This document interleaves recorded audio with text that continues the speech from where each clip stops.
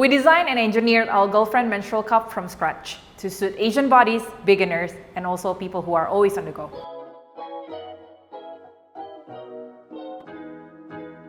This fold is called the C fold. It's called the C fold because you need to fold the cup like the letter C. Make sure both sides are touching each other. This is a beginner's favorite called the punch down fold. Use your index finger to punch one side of the cup down so that the tip becomes pointy. It is suitable for beginners because of its small tip, making it easier to insert. You can also do the 7 fold.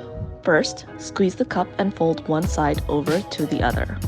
This fold makes it easier for us to open the fold once the menstrual cup is in. Next is the S fold. Like the name, all you have to do is fold the cup so that the lip of the cup forms the letter S.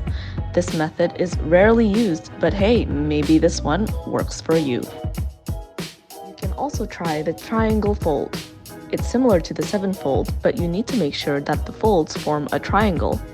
The triangle fold makes it easy for us to insert the cup because it has a small point of insertion. This is called the E fold. Fold the menstrual cup so that the mouth forms the letter E.